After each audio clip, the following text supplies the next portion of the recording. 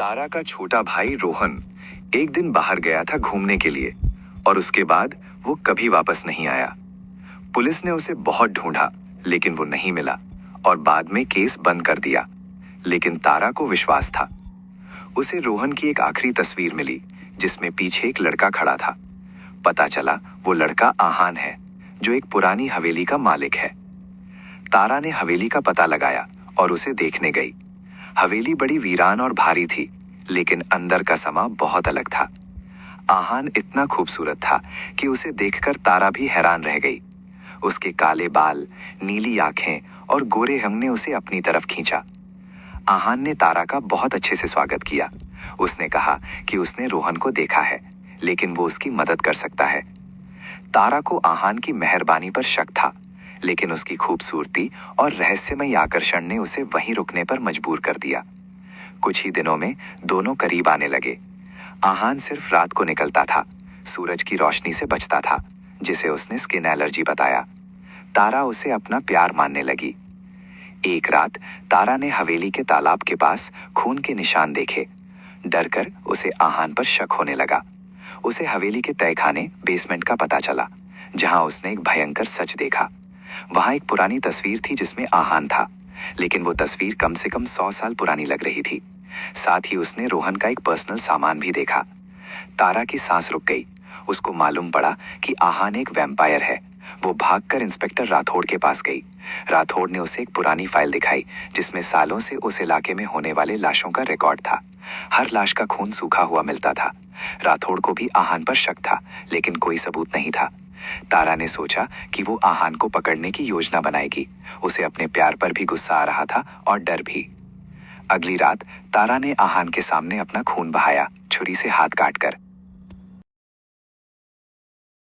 आहान, अगर तुम मुझसे सच्चा प्यार करते हो तो तुम्हारा राज बताओ। आहान की आंखें लाल हो गईं। उसने अपने आप को संभाला और तारा को धक्का देकर दूर कर दिया। उसने रोते हुए कहा, मैं तुम्हें कभी छूऊंगा नहीं क्योंकि मैं तुम्हारा खून पी जाऊंगा। मैं एक राक्षस हूँ। तभी हवेली की खिड़की तोड़कर एक और आदमी अंदर आया।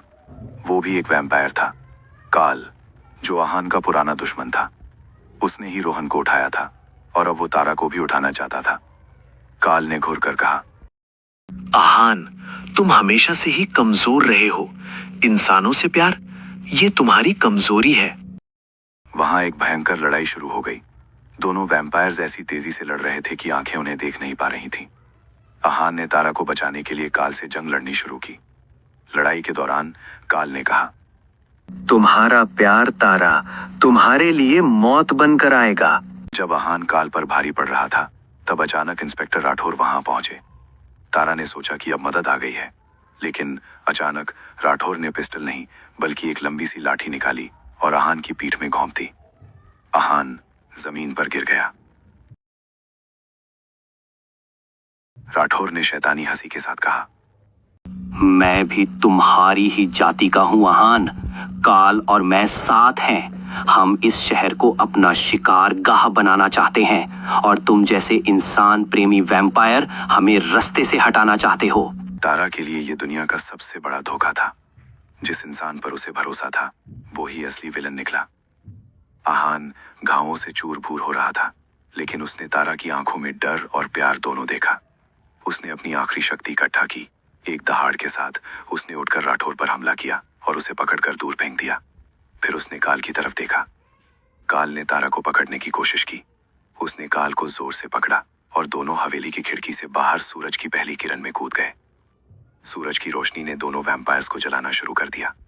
आहान ने आखिरी बार तारा की तरफ देखा, एक छोटी सी मुस्कुराहट के साथ, और फिर वो राख में बदल कर उड़ गया। तारा जिंदा बच गई। हवेली को आग लग गई। पुलिस ने राठौर की लाश भी मिली जिसे ड्यूटी के दौरान आग लगने से मृत्यु बताया गया।